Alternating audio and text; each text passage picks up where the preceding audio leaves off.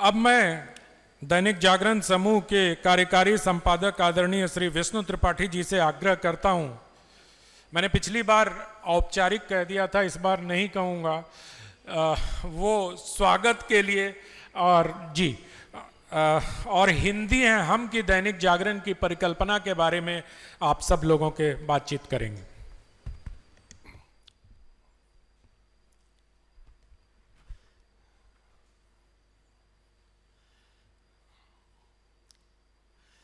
युवावस्था से मन में जबरदस्त भूख थी कि कभी मिरांडा हाउस जाने का अवसर मिले।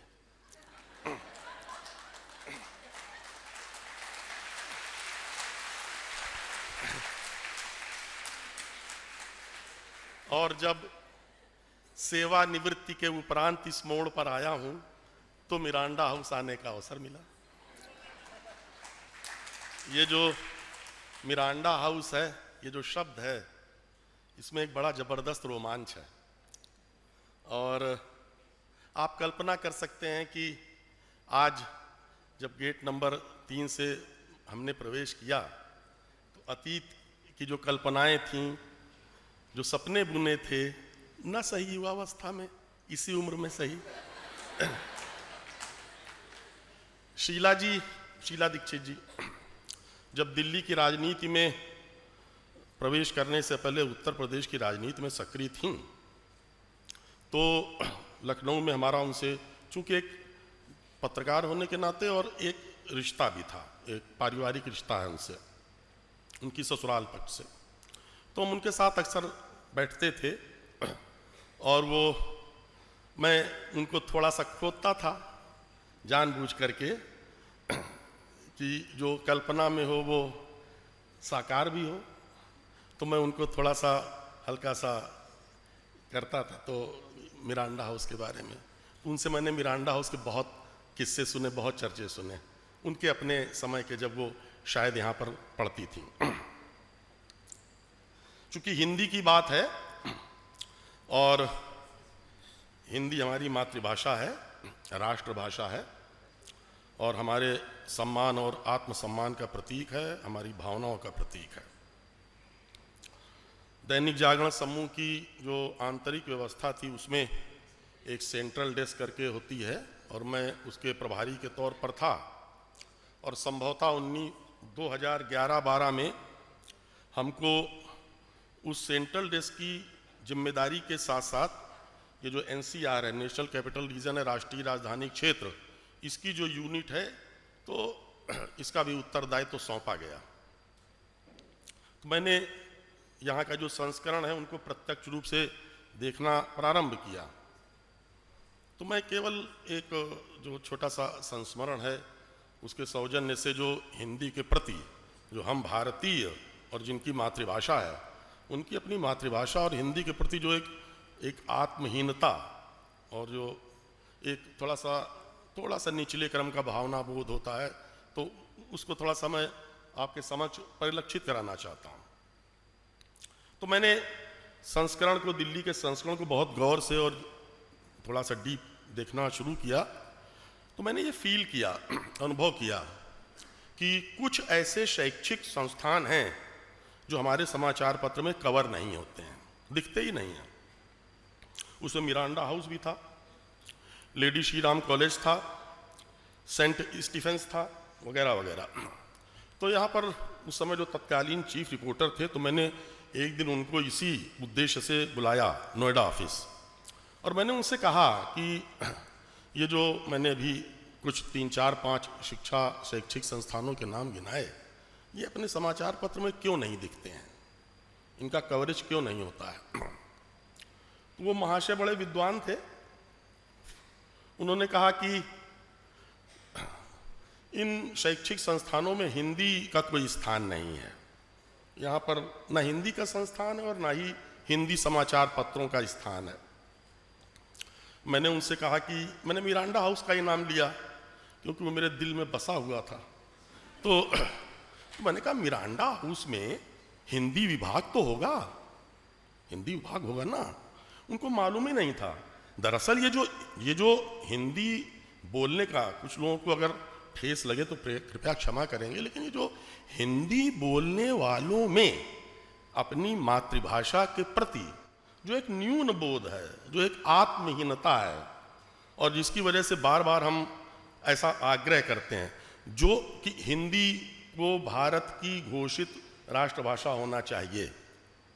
वस्तुतः कोई भाषा किसी घोषणा की आकांक्षी नहीं होती है, उसकी किसी घोषणा की अपेक्षा नहीं होती है।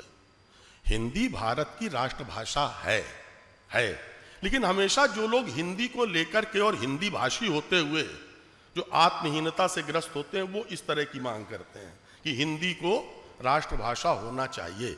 हिंदी तो राष्ट्रभाषा है ही, और वो किसी शासनादेश और किसी कैबिनेट के डिसीजन की मोहताज या आकांक्षी नहीं है, तो राष्ट्रभाषा है ही राष्ट्रभाषा। तो उन सज्जन ने कहा, तो मैंने कहा कि भाई मैं थोड़ा सा चर्चा करता हूं। तो मुझे बहुत आश्चर्य हुआ कि मिरांडा हाउस 1948 में स्थापित हुआ और उसके स्थापना काल के पहले वर्ष से ही यहां पर हिंदी विभाग था। आप देखिए, और मिरांडा हाउस की जो स्थापना करने वाले उस समय के जो दिल्ली विश्वविद्यालय के तत्कालीन चांसलर थे, अंग्रेज थे, तो उन्होंने उस अंग्रेज ने भारत को अच्छे से समझा था, ठीक से समझा था। तो उस व्यक्ति ने ऐसा प्रयास किया कि मिरांडा हाउस में पहले ही सत्र से हिंदी विभाग स्थापित होना चाहिए। तो मैंने उन सज्जन से कहा कि भाई तुम जो है ये हिंदी की जो हीनता की बात करते हो, मिरांडा हाउस में कोई हिंदी विभाग होगा, उसमें कोई सूचना पट होता होगा, वहां पर हिंदी में सूचनाएं होती होंगी। तो मेरी ये प्रबल आकांक्षा है एक हिंदी समाचार पत्र के स्थानीय संपादक होने के नाते कि इन जो ये शैक्षिक संस्थान है जो सो कॉल्ड इंग्लिश मीडियम या अंग्रेजी माध्यम के कहे जाते हैं, वहां पर कम से कम जो हिंदी विभाग हैं उनके सूचना पट में तो दैनिक जागरण की कुछ कटिंग्स लगनी चाहिए, तो कवर करो।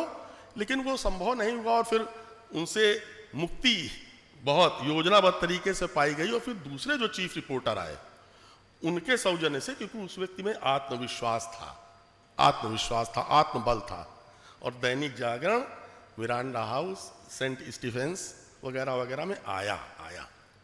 तो मैंने उनसे, जो दूसरे चीफ रिपोर्टर आए, तो उनको मैंने कहा कि देखो भाई, ये जो इस तरह के जो शैक्षिक संस्थान है जिनकी एक आभा है, थोड़ी आभा है, एक वैसी ऐसी आभा है कि जिसमें हम लोग आमतौर पर जो निम्न मध्यम वर्ग या मध्यम वर्ग से या गांव से आते हैं, तो उन संस्थानों को लेकर एक हल्का सा संकोच या एक संकोच की भावना रहती है, उससे उबरो। मैंने कहा कि मन्नू भंडारी जी जिस शैक्षिक संस्थान में इतने लंबे कालखंड तक रहीं और हिंदी की आभा रहीं, हिंदी की ज्योति रहीं, और मैंने मन में ये भी कल्पना की हो सकता है अनंत जी इसके बारे में थोड़ा बताएं कि मैं तो मिरांडा हाउस में प्रवेश की कल्पना ही करता रह गया, लेकिन राजेंद्र यादव जी के मन में जब मन्नू भंडारी जी आई होंगी तो मिरांडा हाउस कैसा रहा होगा। तो ये मैं बता दूं कि राजेंद्र यादव जी और मन्नू भंडारी जी कुछ समय के लिए जीवन साथी रहे। हिंदी की जो ताकत है और शक्ति है, तो समय कम है, तो लेकिन फिर भी जब गांधी जी, जो लोग कहते हैं कि वो हिंदी भारत को एक सूत्र में नहीं जोड़ सकती है, साउथ के जो राजनीतिज्ञ हैं वो उस प्रकार की आवाज उठाते हैं, कुछ और लोग हैं, वो लोग भी हैं जो अंग्रेजों के जाने के बाद काले अंग्रेजों के तौर पर हमारे ऊपर शासन करते रहे, और वो भी इस धारणा को विकसित करते रहे कि हिंदी पूरे भारत को एक सूत्र में पिरो नहीं सकती है। लेकिन उसी कांग्रेस को, उन्हीं काले अंग्रेजों को जिन्होंने स्थापित किया महात्मा गांधी, जब वो साउथ अफ्रीका से आए, तो उन्होंने जब सार्वजनिक जीवन में और भारत के स्वातंत्र्य के लिए संकल्प लेने के बारे में विचार किया, तो पुणे गए, बॉम्बे से पुणे गए और गोपाल कृष्ण गोखले से मिले, और उन्होंने गोखले जी से कहा कि मैं अफ्रीका में रहकर भारत के लिए कुछ कर रहा था, लेकिन मेरे मन में आया कि भारत के लिए भारत में ही रहकर कुछ किया जा सकता है। उनका बिल्कुल, उन्होंने दो बातें कही, गांधी जी को 2 बातें कही कि भारत के लिए अगर कुछ करना है तो पहले भारत को जानो और भारत को समझो, और इसके लिए भारत का भ्रमण करो, भारत का भ्रमण करो। एक ये सूत्र था, एक ये सूत्र था। और दूसरा, जो विशुद्ध मराठी भाषी था गोपाल कृष्ण गोखले, जो विशुद्ध मराठी भाषी थे, उन्होंने कहा कि भारत से भारत की भाषा में बात करो। और वो कौन सी भाषा है? हिंदी। ये गोपाल कृष्ण गोखले मराठी भाषी होते हुए वो हिंदी की उस समय शक्ति को पहचानते थे, जानते थे। और गांधी जी ने उनके इन दोनों सूत्रों पर अमल किया, और इसीलिए गांधी जी ने गोपाल कृष्ण गोखले को आधिकारिक रूप से अपना राजनीतिक गुरु कहा और लिखा है। और फिर गांधी जी ने हिंदी में ही संवाद किया, हिंदी में ही संवाद किया। और फिर उन्होंने दो सूत्र लिए। किसी ने वो जब उन्होंने कई बार वो कहते थे, उनके शब्द कुछ दूसरे थे, लेकिन मैं उन शब्दों को दूसरे शब्दों में कहता हूं कि जब प्रतिष्ठान से बात करो, तो उस समय का जो प्रतिष्ठान था, ब्रिटिशर्स थे, विक्टोरियंस जो सरकार थी वो थे, वो प्रतिष्ठान था। तो जब प्रतिष्ठान से संवाद करो तो प्रतिष्ठान की भाषा में करो, और जब अपना अनुष्ठान करो तो अपनी भाषा में करो। अपना जो अनुष्ठान होता है वो अपनी ही भाषा में समर्थ होता है और सक्षम होता है और सफल होता है। अपना अनुष्ठान दूसरी भाषा में, पराई भाषा में सफल नहीं हो सकता है। तो उनका अंग्रेजों से जितना संवाद था वो सब अंग्रेजी में था, सब अंग्रेजी में था। लेकिन उनका अपनी भारतीय जो जनता थी, जो भारत के लोग थे, उनसे जो संवाद था, वो जो उनका अनुष्ठान था, जो स्वातंत्र्य समर का संकल्प और अनुष्ठान था, वो अपनी ही भाषा में था, अपनी भाषा में था। और जब एक किसी विदेशी पत्रकार ने गांधी जी से साक्षात्कार करते हुए ये पूछा, मूलतः तो आप गुजराती हैं और युवावस्था में काफ़ी समय अफ्रीका और ब्रिटेन, इंग्लैंड में रहे, तो आप इतनी अच्छी हिंदी कैसे बोल सकते हैं? आपने इसका अभ्यास कैसे किया?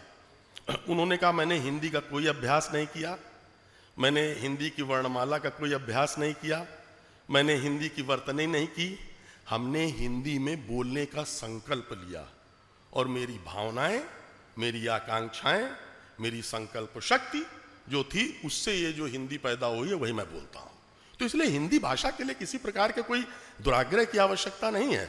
यदि आपके अंदर में, आपके अंतर्मन में भावना है तो हिंदी आप बहुत अच्छे तरीके, कई लोग ऐसे हैं कॉन्वेंट एजुकेटेड वगैरह वगैरह, तो वो अपने वक्तव्य का आरंभ ही इस तरह से करते हैं, देखो भाई मेरी हिंदी बड़ी कमजोर है, ये उनका फैशन स्टेटमेंट होता है। इससे वो गर्व की अनुभूति करते हैं, मेरी हिंदी थोड़ी कमजोर है, मैं हिंदी में थोड़ा सहज नहीं हूं, इसलिए हिंदी बोलते समय यदि किसी प्रकार की कोई सुविधा और अनुचितता हो जाए तो कृपया करके क्षमा करेंगे।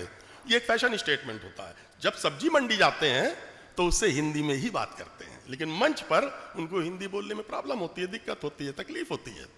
तो ये जो संवादी का आयोजन है दैनिक जागरण का, बहुत महत्वाकांक्षी आयोजन है, और इसकी जो जड़ है, इसकी जो बुनियाद है, इसका जो मूल है, उसमें हिंदी है। और न वादी, न विवादी, न प्रतिवादी, सिर्फ संवादी, सिर्फ संवादी। और जो दैनिक जागरण है, चूंकि एक हिंदी का समाचार पत्र है, वो संवाद में ही विश्वास करता है। संवाद में प्रत्येक समस्या का जो निदान है वो संवाद में ही है। संवाद की अनुपस्थिति में युद्ध ही होता है, घर से लेकर यूक्रेन तक। और युद्ध का जब समापन होता है वो तभी होता है जब संवाद की गुंजाइश होती है। तो ये जो संवादी का उत्सव है, ये अभिव्यक्ति का उत्सव है, अभिव्यंजना का उत्सव है, 2 दिन का उत्सव है। और जैसा कि अनंत जी के मन में भी कोई कोर में ये बात रही होगी, जो उन्होंने आरंभ में कहा कि हम सबके लिए बड़े सौभाग्य का विषय है कि दिल्ली का इस बार का जो संवादी है मिरांडा हाउस में हो रहा है। इसमें उनकी कोई व्यक्तिगत आकांक्षा भी मुझे लगता है झलक रही थी।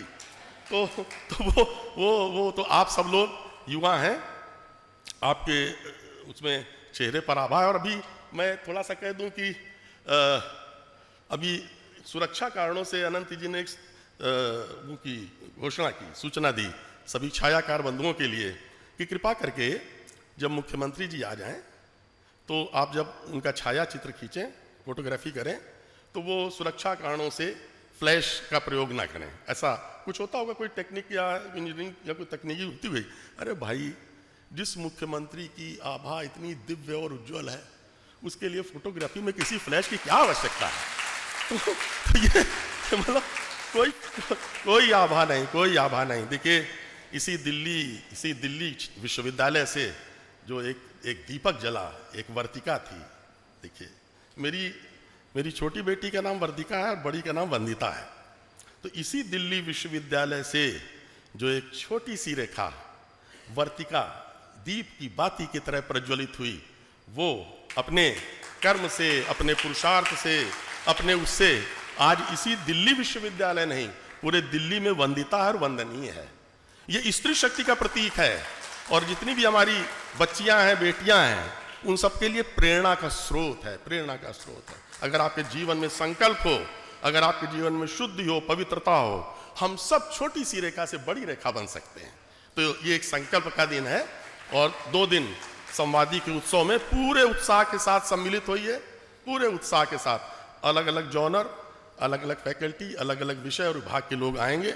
उसमें ज्ञान भी है, मनोविज्ञान भी है और मनोरंजन भी है, कई चीज़ें हैं।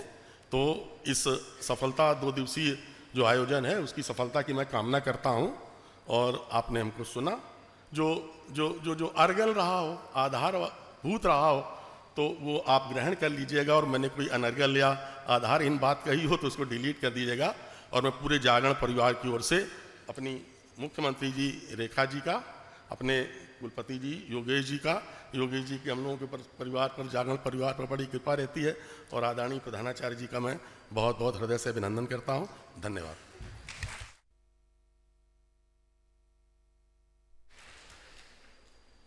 धन्यवाद सर। आकांक्षा पर कॉपीराइट तो एक आदमी का नहीं हो सकता ना, आकांक्षाएं तो किसी की भी हो सकती हैं। तो सही पकड़ा आपने, सही रेखांकित किया। अब मैं बहुत आदर के साथ मिरांडा हाउस की प्राचार्य प्रोफेसर विजय लक्ष्मी नंदा जी को आमंत्रित करता हूं कि वो अपनी बात रखें।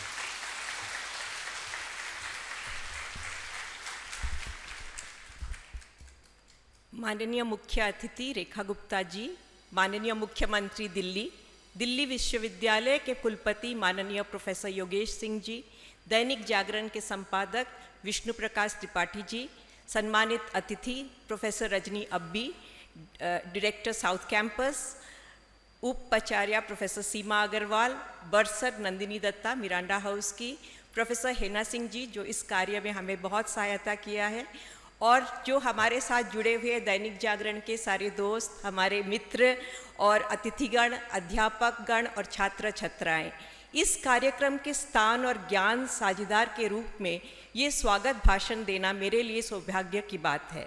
इस कार्यक्रम का शीर्षक हिंदी है हम, हिंदी दिवस और हिंदी भाषा साहित्य और एकता की बढ़ावा देने के संदर्भ में है। लेकिन इसके लिए मैं कुछ कहना चाहूँगी। हमारे कुलपति जी इस संबंध में हमें शिक्षित किया है। उनके भाषा की सुंदरता इसमें है कि वो उसे सहजता, सरलता और समाज के साथ जोड़ते हैं। उनके भाषणों में, कहानियों में और कविताओं में समावेश हिंदी भाषा का और प्रभावशाली बनाती है, जो इस प्रचार और प्रसार के लिए किसी भी कार्यक्रम के अधिक सक्षम है। उनके मार्गदर्शन, समर्थन और हम पर विश्वास ने मिरांडा हाउस को अपने लक्ष्य के और मजबूती से बढ़ाता है और बहुत ज़्यादा मदद करता है। सर, हम आभारी हैं कि आप हमारे साथ आज जुड़े हुए हैं। रेखा गुप्ता जी महिलाओं के लिए एक आदर्श है। उनकी कहानी इस देश की हर युवा लड़की के लिए प्रेरणादायक है कि वो ऐसे ग्रासरूट से नेतृत्व के उच्चतम स्तर तक पहुंच सकती है। हम आपको महिलाओं के नेतृत्व के मार्गदर्शक के तौर पर देखते हैं मैम। थैंक यू मैम, आप आज हमारे साथ जुड़े हैं। दैनिक जागरण के संपादक विष्णु प्रकाश त्रिपाठी जी मैं ज्ञान के समृद्ध करते और हिंदी के महत्व पर जोर देने के लिए धन्यवाद करती हूँ। मुझे उम्मीद है इस कार्यक्रम में हम छात्राओं की भागीदारी में एक प्रेरणादायक चर्चा रखेंगे। मिरांडा हाउस में मनु भंडारी रही है, अर्चना वर्मा रही हैं, बहुत सारे जो हमारे टीचर्स हैं जो हिंदी में पढ़ाते हैं, अभी भी जो हैं वो लिखते हैं, और दूसरा है कि हमारे इंग्लिश डिपार्टमेंट के लोग भी ट्रांसलेशंस करते हैं। मैं कहना चाहूँगी मिरांडा हाउस, और शायद ये मेरी अंडरस्टैंडिंग है कि मिरांडा हाउस में जिन लोगों ने यहाँ पे लेखन भी किया और पढ़ाया भी, हिंदी के माध्यम से हिंदी में बहुत बड़ा योगदान दिया है। मिरांडा हाउस की अनुवाद, अभी हम अनुवाद भाषा प्रयोगशालाएं और पांडुलिपि मिशन सभी भाषाओं को बढ़ावा देने के लिए समर्पित है। हिंदी है हम अंततः केवल भाषा की बढ़ावा देने के लिए एक आह्वान नहीं है, ये देश के एक साथ जुड़ने, अपनी जड़ों पे गर्व करना और उससे आगे बढ़ाने के बारे में है। धन्यवाद। जय हिंद। बहुत बहुत धन्यवाद मैम। अब मैं दिल्ली विश्वविद्यालय के कुलगुरु माननीय प्रोफेसर योगेश सिंह जी को आमंत्रित करता हूं। जैसा कि हमारे कार्यकारी संपादक महोदय ने कहा, योगेश जी का साथ दैनिक जागरण को हमेशा मिलता रहा है। हमारे अनुरोध पर सर कभी किसी चीज़ के लिए मना नहीं करते हैं। मैं एक बार पुनः जागरण समूह की ओर से आपका धन्यवाद करता हूं सर। इसी तरह से अगर जागरण और दिल्ली विश्वविद्यालय का साथ बना रहे तो भाषा को लेकर और अन्य कार्य में हम आगे बढ़ते रहेंगे। बहुत आदर के साथ मैं आपको आमंत्रित करता हूं कि आप अपनी बात रखें।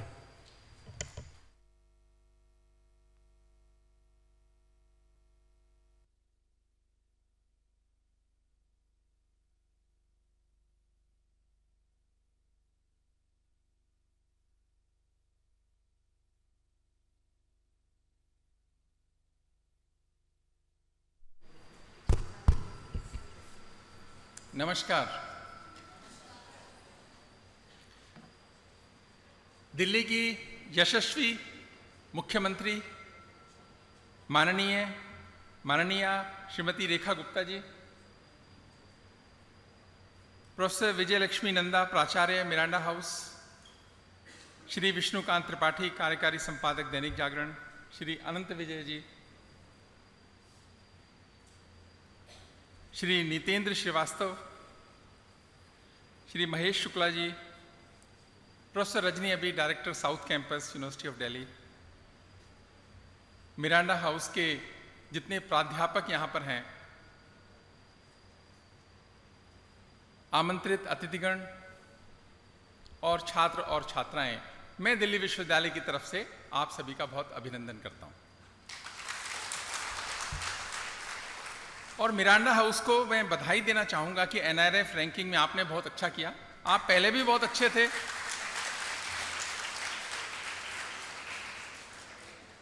आप पहले भी बहुत अच्छे थे। विष्णुकांत त्रिपाठी जी आना चाहते थे, इतने साल के इंतजार के बाद आप आए। NIRF रैंकिंग में जो अच्छा आपने किया कि देश का एक बहुत ही प्रतिष्ठित कॉलेज के रूप में आप इतने साल से प्रतिष्ठित हैं, मैं इसके लिए आपको बहुत बहुत बधाई देता हूं। दैनिक जागरण को भी अभिनंदन कि इतना अच्छा उन्होंने एक विचार रखा कि संवादी दिल्ली उत्सव अभिव्यक्ति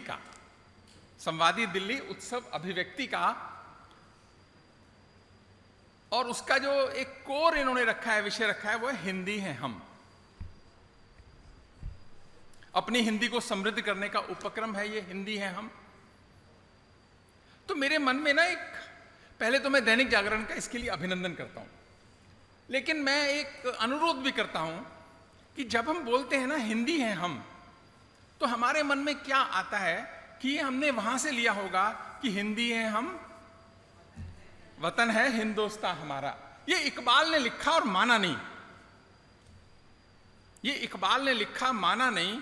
1905 में लिखा था, वो लाहौर के कॉलेज के स्टूडेंट थे, और 1909 आते आते इकबाल ने तराने मिल्ली भी लिखा। आज वो विषय नहीं है बोलने का, लेकिन दिल्ली विश्वविद्यालय से हमने विदा किया इकबाल को। लगभग सभी विश्वविद्यालयों से मैं अनुरोध करता हूं कि इकबाल को छोड़ो, जिसने पाकिस्तान को बनाया, पाकिस्तान का वो जनक था। और अगर पाकिस्तान बनाने वालों की 5 की लिस्ट बनाओगे तो दूसरा नाम जिन्ना के बाद इकबाल का था। उसने भारत को तोड़ने का काम किया, हिंदी भारत को बनाने का काम करती है। तो अगर कहीं ये नाम जुड़ता है, मेरा अनुरोध है कि आप इसे विचार कीजिए कि हिंदी हम की बजाय और क्या हो सकता है इसमें, इसका नाम। ये एक प्रश्न है, आपके लिए छोड़ता हूं।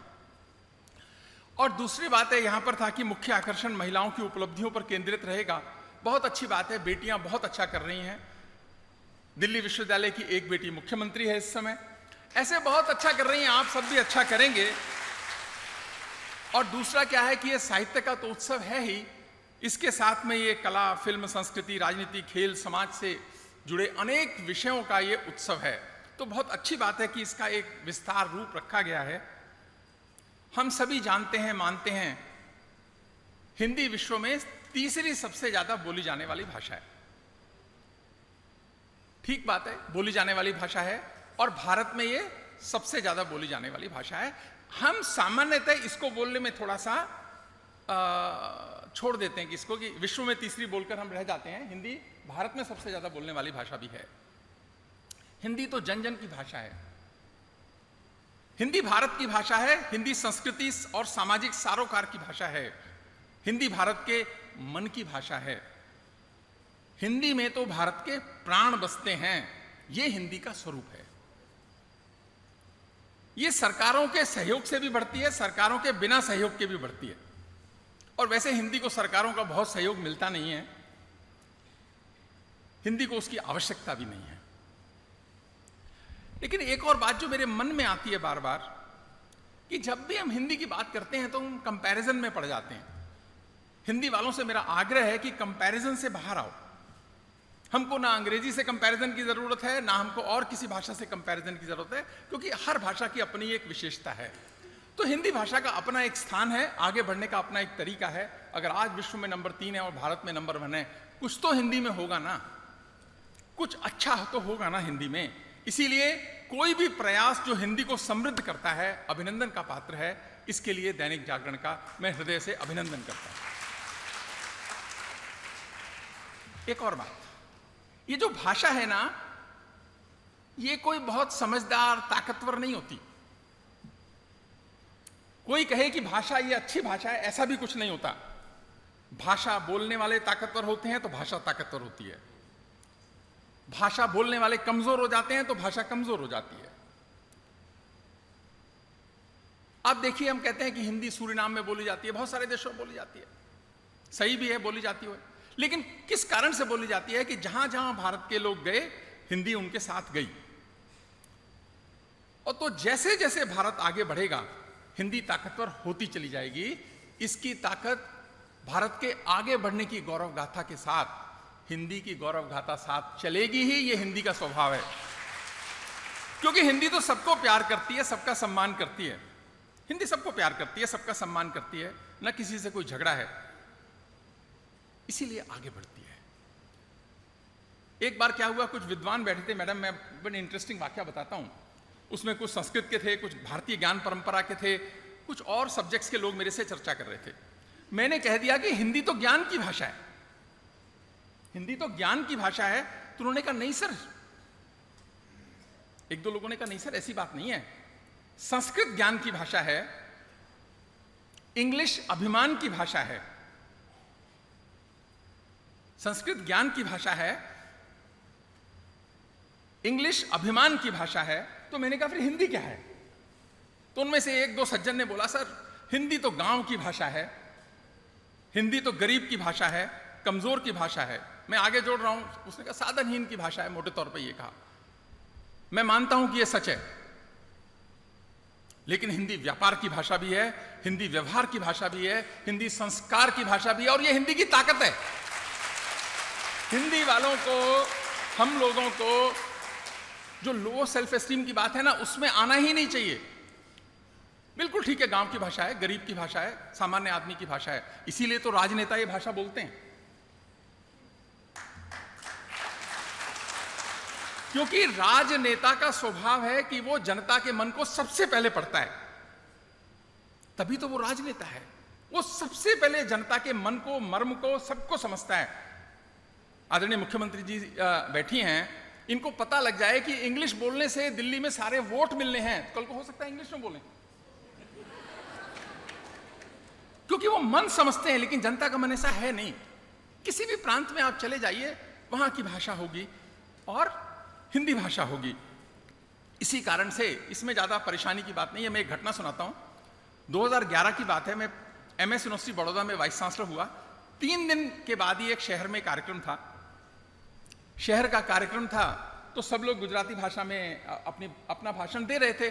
तो जब मैं खड़ा हुआ बोलने के लिए, मुझे उस शहर में आए 3रा दिन था।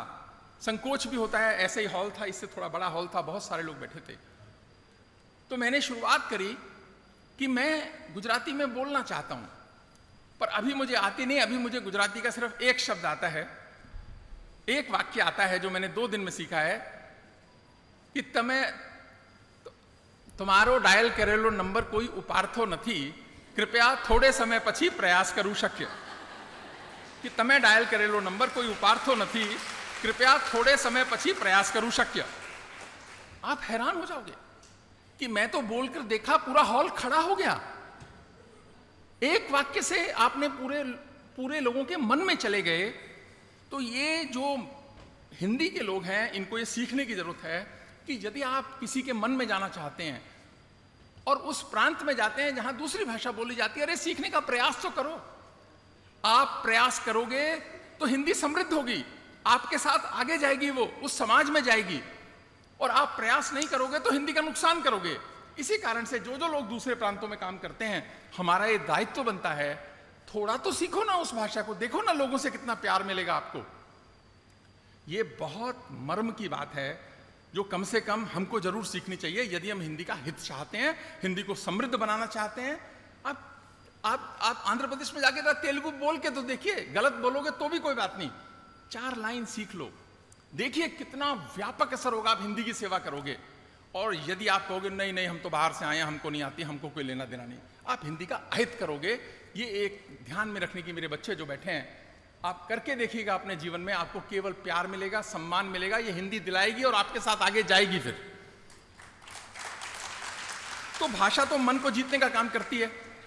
अभी देखो एक और चीज होती है, जितने भी विश्वविद्यालय हैं, एमएस यूनिवर्सिटी का उदाहरण दे रहा हूं, पर शायद दिल्ली में भी ऐसा ही होगा, मैंने कंफर्म नहीं करके आया आज सुबह, कि मैडम जहां संस्कृत पढ़ाई जाती है उसकी टीचिंग इंग्लिश में होती है। तो जब मैं एमएस बड़ौदा का वाइस चांसलर था, मैंने पूछा कि आप इंग्लिश में संस्कृत क्यों पढ़ाते हैं?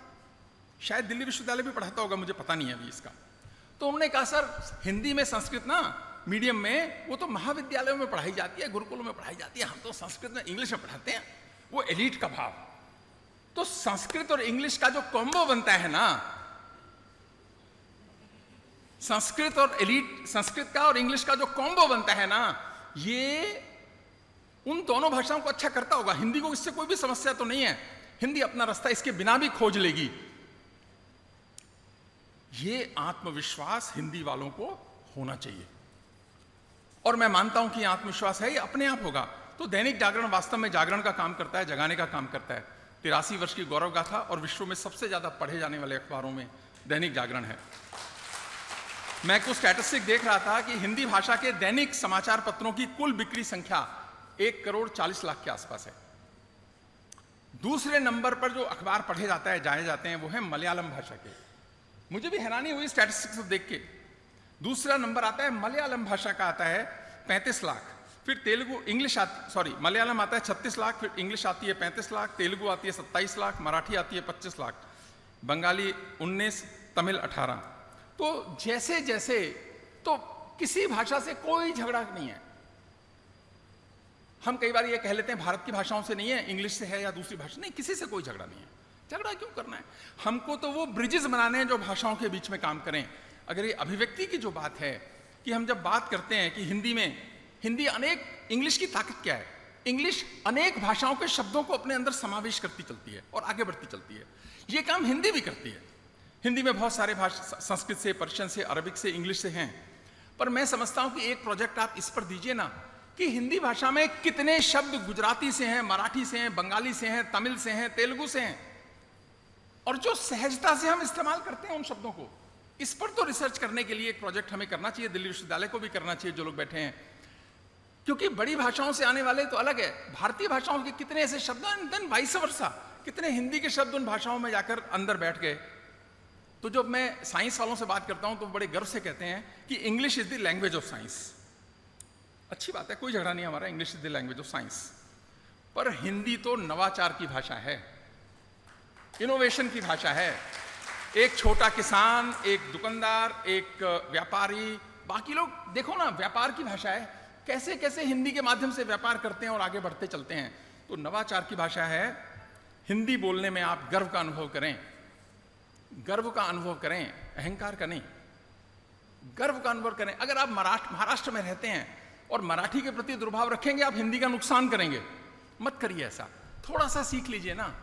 है क्या 20, 25, 30, 40 शब्द और 10, 20, 50 सेंटेंसेस, आप देखिए ना उस समाज में आप कैसे जाके समरसता करेंगे। तो हिंदी केवल भाषा नहीं है, भारत की पहचान है। हिंदी केवल शब्द नहीं है, हमारे संस्कार हैं, सम्मान है।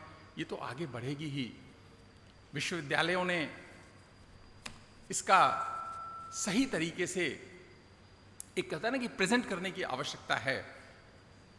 और नहीं भी करेंगे तो भी, मैंने कहा सरकार है, विश्वविद्यालय ना करोगे तो कोई बात नहीं, हिंदी तो फिर भी आगे बढ़ेगी। ये भाषा की ताकत है, गंगा की तरह सब इसमें समाता चलता है, ये आगे जाते चलती है। जैसे जैसे भारत मजबूत होगा, हिंदी मजबूत होगी। अगर 2047 में भारत के यशस्वी प्रधानमंत्री ने सारे प्रयास लगाए हैं कि विकसित राष्ट्र होगा, उसके मुकुट पर हिंदी भी होगी।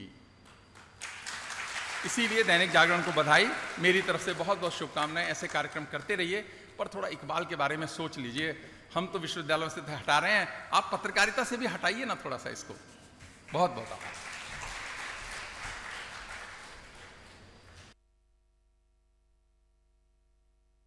बहुत धन्यवाद माननीय कुलपति महोदय।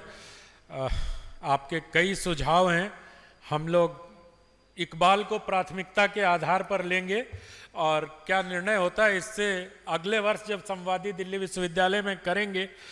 और अभी तो आपका कार्यकाल है अगले वर्ष तक तो हम उस समय कुछ करेंगे, और अगर कार्यकाल नहीं भी होगा तब भी आपको आमंत्रित करेंगे और आपसे कृपा पूर्वक आग्रह करते हैं कि आप अवश्य आइएगा। जी आप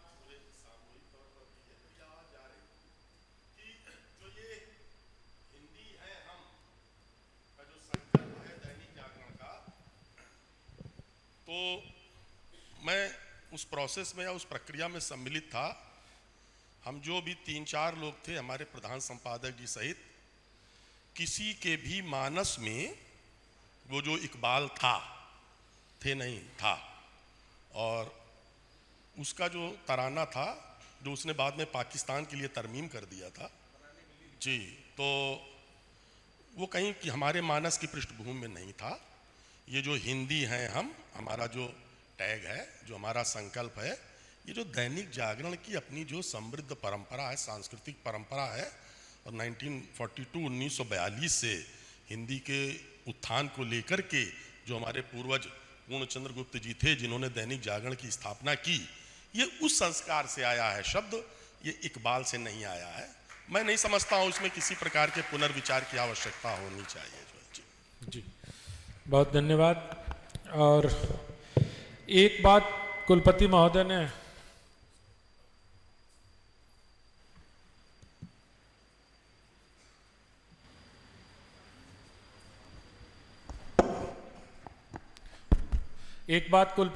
ने और कही शोध के बारे में, तो मैं एक घोषणा इस मंच से करना चाहता हूं कि दैनिक जागरण ज्ञान वृत्ति, मैं चाहूंगा कि माननीय मुख्यमंत्री जी और आपके कर कमलों से जागरण ज्ञान वृत्ति की यहां हम घोषणा कर रहे हैं, जिसमें 3 छात्रों को 75,000 रुपये प्रति माह 9 महीने तक दिया जाएगा। और वो छात्र आप सब लोगों के लिए ओपन है। जल्दी ही दैनिक जागरण में आप उसका विज्ञापन देखेंगे। तो मैं आग्रह करता हूं कि दैनिक जागरण ज्ञान वृत्ति यहां से घोषित हो जाए और आज से ये प्रारंभ हो जाएगी इसकी प्रक्रिया। ये गैर साहित्यिक विषयों पर होता है और इसके पहले हमने हिंदुत्व का राष्ट्रीयकरण, जन धन योजना और मुताह, इन 3 विषयों पर 3 विशेषज्ञों के साथ हमने इसकी घोषणा की थी। पूरा करवाया, उनको मेंटोर दिया, उनके मार्गदर्शक होते हैं। शोध करके पुस्तक प्रकाशन तक हम इसको ले जाते हैं और ये एक उपक्रम था सर। तो आपके उस सुझाव पर हम लोग विचार करेंगे, जिसमें कि भाषा को लेकर कि कौन से शब्द किस भाषा में आते हैं। वैसे एक हमारा उपक्रम है, अभी हमने एक पुस्तक छापी है। हम देखते थे कि अंग्रेजी के शब्दकोश हर वर्ष अपने साथ कुछ नए शब्दों को लेकर आते हैं, जिसकी ओर आपने इशारा भी किया। हमने इस बार शब्दार्थ नाम से एक पुस्तक का प्रकाशन किया है, जिसमें जो शब्द गुम हो रहे थे या जिन शब्दों के आरंभ प्रारंभ में क्या अर्थ है, ये चीजें उस पुस्तक में है। वो पुस्तक अभी बाहर हम रखवाएंगे और उसको हर वर्ष प्रकाशित करेंगे। और अभी गृह मंत्रालय से हम लोगों की बातचीत चल रही है, जो उनका शब्द सिंधु है, जिसमें भारतीय भाषाओं के प्रधानमंत्री की प्रेरणा से सारे शब्द लिए जा रहे हैं, जिसका उपयोग सारी भाषाएं समान रूप से कर सकती हैं, उसके प्रकाशन पर भी हम लोग विचार कर रहे हैं। तो आने वाले दिनों में हिंदी है हम का जो ये अभियान है, ये और बड़ा होने वाला है। अब मैं बहुत आदर के साथ आप सब लोग जिनको बहुत व्यग्रता से सुनना चाह रहे हैं, आपके अपने परिवार की दिल्ली विश्वविद्यालय छात्र संघ की अध्यक्ष रही माननीय श्रीमती रेखा गुप्ता जी से आग्रह करता हूं कि वो अपना उद्बोधन देकर हमें कृतार्थ करें।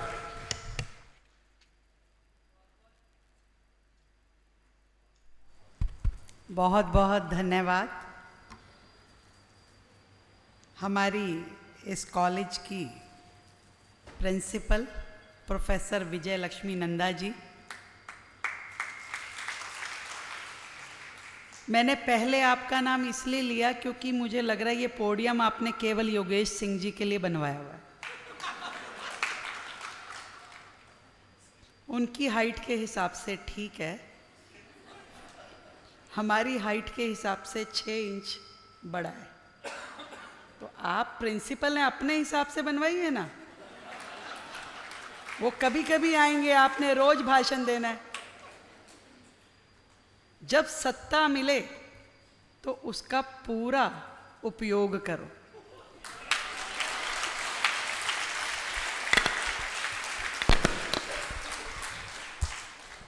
और वैसे अभी मंच संचालक जी ने कहा कि भी योगेश जी पहली बार, उनके तथ्य सही नहीं थे, क्योंकि मैं योगेश जी के बारे में ये कह सकती हूँ कि यत्र तत्र सर्वत्र, ऐसा कोई कॉलेज छोड़ा नहीं होगा उन्होंने अपने छोटे से कार्यकाल में जहाँ वो गए नहीं होंगे। बहुत ही डायनेमिक पर्सनैलिटी हैं आप, और पूरे दिल्ली विश्वविद्यालय को आपने एक सुंदर दिशा दी और सबके मन को मोहते हुए आपने विश्वविद्यालय को एक अगले चरण पर लेकर के गए। आपके नेतृत्व में विश्वविद्यालय के 100 वर्ष लगातार अलग अलग प्रकार के कार्यक्रम कर रहे हैं और दिल्ली विश्वविद्यालय का परचम लहरा रहे हैं। एक बार जोरदार तालियां योगेश सिंह जी के लिए।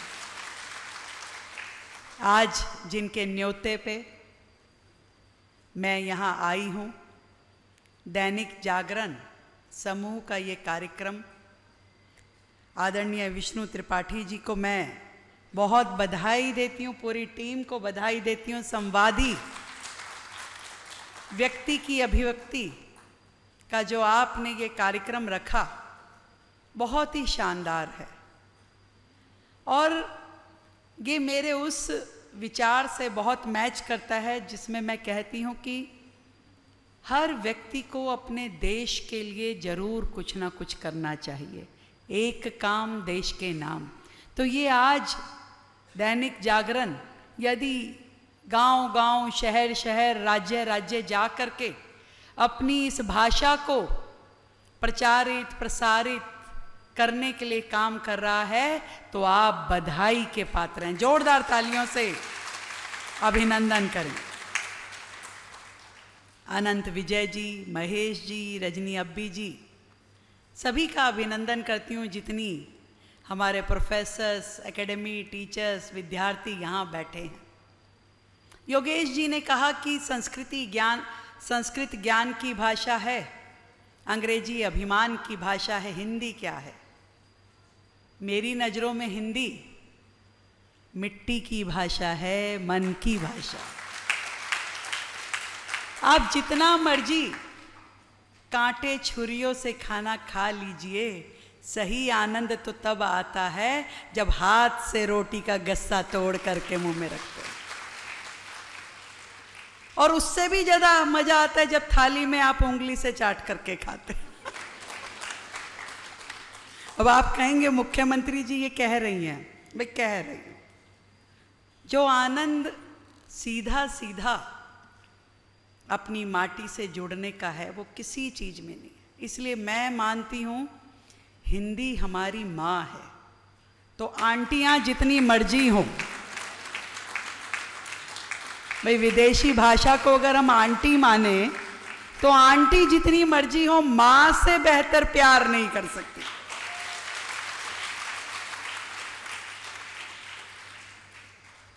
जब आप मन से खुल करके आनंद लेना चाहें, अपने शब्दों को, भावनाओं को शब्दों में व्यक्त करना चाहे, तो आपकी वो मातृभूमि की भाषा हिंदी ही आपके काम आती है। और हिंदी तो जड़ है हमारी इस संस्कृति की, सभ्यता की, और जड़ धरती से जुड़ के रहती है। अन्य भाषाएं शाखाएं हैं, वो जरूर आपको आकाश तक लेकर के जाती है, परंतु पेड़ तभी फलता फूलता है जब जड़ और शाखाएं दोनों फलीभूत हों। जड़ छोड़ दोगे तो कोई पेड़ पनप नहीं सकता। इसलिए अपनी भाषा पे गुमान होना, अभिमान होना और कोई संकोच ना होना, ये हर भारतीय में होना चाहिए। और आज तो पूरा विश्व आपको अपनाना चाहता है। आज दुनिया हाथ जोड़ के नमस्ते बोलती है और गौरवान्वित महसूस करती है। तो हमारा गौरव तो अपने स्थान पे है। जब अटल बिहारी वाजपेयी जी ने यूएन में हिंदी में भाषण दिया था तो दुनिया ने उनकी तारीफ की थी कि देखिए ये ऐसे राजनेता हैं जहां विश्व पटल पे अपनी राजभाषा में उन्होंने अपना वक्तव्य रखा। जब हम विदेशों में जाते हैं योगेश जी, जब हम विदेशों में जाते हैं हम तो देखते हैं कि जर्मन के लोग जर्मनी ही बोलना चाहते हैं, अंग्रेजी भी नहीं बोलते हैं, और फ्रांस के लोग फ्रेंच में ही बात करते हैं। उन्हें अपनी मातृभाषा से इतना प्यार है, वो कभी बाकी भाषाओं का उपयोग नहीं करते हैं। हम ये नहीं कह रहे कि बाकी भाषाओं का उपयोग ना करें, जरूर करें, परंतु अपनी भाषा को छोड़ना नहीं है। मैं कल परसों एक कार्यक्रम था उत्तराखंड के लोगों का, उन्होंने जो दिल्ली में उत्तराखंड के परिवार रह रहे हैं, एक कैंपेन चलाया छुट्टियों में, गर्मी की छुट्टियों में, कि उन बच्चों को जो उनके परिवार के बच्चे हैं जिनका गांव से, उनकी धरती से अब संबंध नहीं रहा, तो वो उनकी स्थानीय भाषा गढ़वाली, कुमाऊँ, इसको सिखाने के लिए कैंपेन चलाया। और 2-2.5 महीने टीचर्स लगा करके अपनी बच्चों को वो सारी भाषा का ज्ञान वो हर वर्ष देते हैं। और फिर उसका एक कार्यक्रम रखा, बच्चों ने उनकी उत्तराखंडी भाषाओं में गीत गाए, नाचे, अपनी बात रखी, विषय रखा, कंपेयर किया प्रोग्राम को, और वो माँ बाप इतना खुश थे कि मेरा बच्चा मेरी अपनी भाषा को बोल पा रहा है। ये जो सम्मान अपनी भाषा के प्रति है, ये अगर हमने खो दिया तो समझिए कि अपनी जड़ें खो दी। आपको जिस माहौल में काम करना है जरूर आप उस भाषा का उपयोग कीजिए, परंतु अपनी भाषा को कहीं गवाइए मत। एक सम्मान के नाते अपने साथ रखिए। और दैनिक जागरण की ये पहल संवादी के रूप में हिंदी है हम, ये सच में हम सब भारतीयों को जोड़ने का विषय। मुझे ध्यान है आदरणीय प्रधानमंत्री नरेंद्र मोदी जी ने लाल किले की प्राचीर से 5 चीज़ों की बात की। उसमें उन्होंने एक चीज़ कही कि गुलामी की जड़ें आज आज़ादी के 78 साल बाद भी हमें कहीं ना कहीं जकड़े हुए हैं। हमें ये गुलामी की जड़ें छोड़नी होगी। आज भी अमृत उद्यान, जिसका नाम रखा राष्ट्रपति भवन में जो पार्क है, उसको क्यों मुगल गार्डन कहा जाता था? नाम बदला गया। क्यों हमारी जो सड़क थी जिसका नाम अब कर्तव्य पथ, उसे राजपथ कहा जाता था। क्यों अंग्रेजों के समय की वो संसद भवन, उसके बाद हम कुछ और बना ही नहीं पाए। आज आदरणीय मोदी जी के द्वारा जब नया संसद भवन बना तो आने वाली जनरेशन भी ये कहेंगी कि हाँ, अब हमने अपना बिल्डिंग बनाया, अपना प्रेमिसेस खड़ा किया। हर एक चीज़ जो हमें अपनी पराधीनता की याद दिलाती थी, कहीं ना कहीं उसे छोड़ना होगा, उस अंग्रेजियत को छोड़ना होगा जो हमें पराधीन होने का एहसास कराती थी। आप कीजिए, जहाँ आपकी ऑफिस की लैंग्वेज हो, आपको जहाँ ज़रूरत हो, जहाँ आपको कम्युनिकेशन का दिक्कत आ रहा है, उसको आप इस्तेमाल कर सकते हैं। परंतु अपना स्टेटस दिखाने के लिए, अपने आप को बड़ा बताने के लिए करें तो कहीं ना कहीं ये हमारी भाषा का अपमान है। जब मैं मंच से हिंदी में भाषण देती हूँ तो मुझे लगता है कि मैं अपनी भावनाओं को सही रूप दे सकती हूँ। शायद मेरे अंग्रेजी के शब्दकोश में उतने शब्द ना हो जितना जो मैं कहना चाहती हूँ, जो मेरे मन का भाव है, वो मेरे मन का भाव मेरी उस भाषा में झलक पाता है जिसे मैंने बचपन से बिना सिखाए सीखा। मुझे किसी को सिखाने की जरूरत नहीं पड़ी, मुझे स्वतः आती गई। और ऐसे हमारे हर बालक को जो भाषा स्वतः आए वही उसकी भाषा है, और उस भाषा में हमें जीना चाहिए, उसका आनंद लेना चाहिए, और उस आनंद को आने वाली पीढ़ी को भी देना चाहिए। मिरांडा हाउस की बात यहाँ बार बार हुई। अनेकों बार अपने यूनिवर्सिटी टाइम में मैं यहाँ आई। एक बार मुझे ध्यान है, एक पिक्चर का शूटिंग हुआ यहाँ, सरफरोश पिक्चर का। अब उस समय के कितने लोग यहाँ टीचर्स हैं, तो आमिर खान आया, सरफरोश की शूटिंग इसी प्रेमिसेस में हुई। तो मैंने देखा सारी की सारी लड़कियाँ छज्जों पे, मतलब लड़कों को फेल कर दिया उन्होंने। कोई छज्जे पे, कोई यहाँ, कोई वहाँ, बिल्कुल चारों तरफ वो लड़कियाँ दिख रही थी और शूटिंग हो रही थी। और मैं उस समय डूसू की प्रेसिडेंट थी, तो मैंने कहा भाई, और वो सारी लड़कियाँ आमिर खान को छेड़े, आमिर खान हीरो, तो मैं कह रही हमारी लड़कियां किसी लड़कों से कम नहीं है।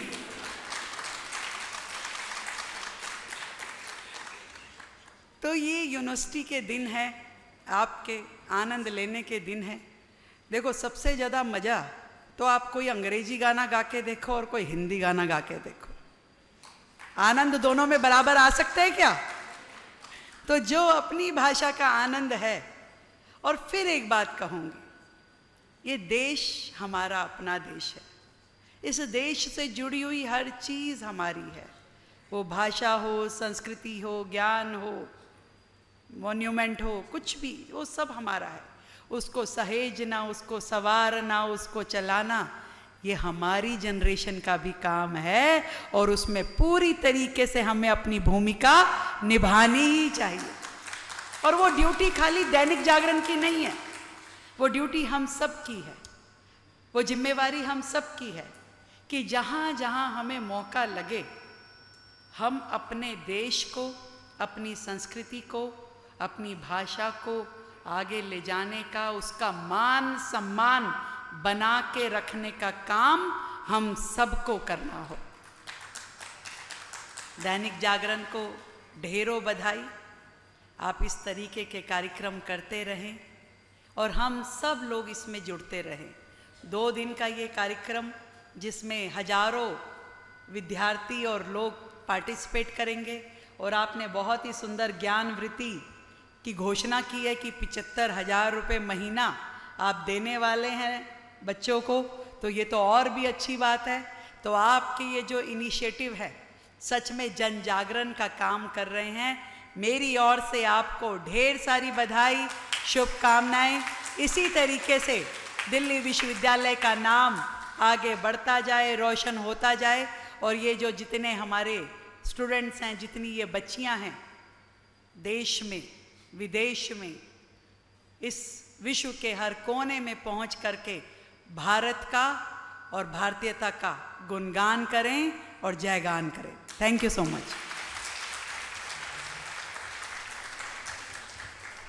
बहुत बहुत धन्यवाद मैम आपके इस प्रेरक उद्बोधन के लिए। कार्यक्रम अपनी समाप्ति की ओर है और जब हिंदी की बात हो रही थी और हिंदी के धमक की बात हो रही थी तो मुझे व्हाइट हाउस का एक सीन याद आ रहा था जब प्रेसिडेंशियल डिनर में प्रधानमंत्री हिंदी में बोल रहे थे और ट्रंप बाबू के पहले वाले जो राष्ट्रपति थे वो कान में ट्रांसलेटर बटन लगा के प्रधानमंत्री नरेंद्र मोदी को हिंदी में सुन रहे थे। इससे बड़ी बात और क्या हिंदी के लिए हो सकती है। एक जमाना था जब अटल जी ने बोला तो वो क्वेश्चन हुआ करता था कि किस राजनेता ने संयुक्त राष्ट्र संघ में हिंदी में भाषण दिया। ये प्रश्न हमने अपने परीक्षा में देखा है, लेकिन आज देश में ऐसे राजनेता भी हैं प्रधानमंत्री के रूप में जो हर मंच पर, चाहे वो एससीओ हो, चाहे ब्रिक्स हो, चाहे अमेरिकन राष्ट्रपति का प्रेसिडेंशियल डिनर हो, हिंदी में बोलते हैं। तो हिंदी अब कम्युनिकेशन की भाषा वैश्विक स्तर पर भी हो गई है, इसको स्वीकार करना चाहिए। और मैं तो धन्यवाद माननीय गृह मंत्री का भी देता हूं कि उन्होंने भोपाल में कहा कि उन्होंने गुजराती से हिंदी दैनिक जागरण को पढ़कर सीखी है। अब मैं दैनिक जागरण के मुख्य महाप्रबंधक नितेंद्र श्रीवास्तव जी को मंच पर आमंत्रित करता हूं कि वो हमारे अतिथियों को स्मृति चिन्ह देकर आदर पूर्वक उनका धन्यवाद ज्ञापित करें।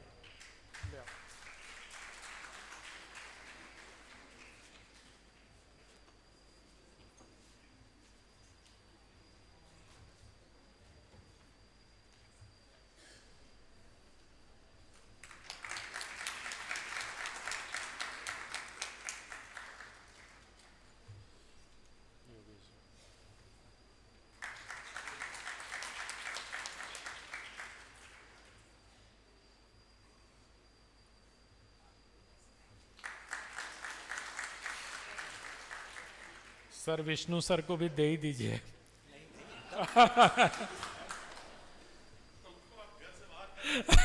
नहीं नहीं सर, ऐसे एक बार आप सब लोगों का पुनः धन्यवाद। मैम, आपने बहुत समय निकाला, मुझे मालूम है आज आपकी बहुत व्यस्तता है, आपकी प्रतीक्षा हो रही है किसी कार्यक्रम में, लेकिन आपने हिंदी के प्रति आपके इस प्रेम के लिए मैं नमन करता हूं, आपका अभिनंदन करता हूं। बहुत बहुत धन्यवाद। योगेश सिंह सर, आपको भी बहुत बहुत धन्यवाद।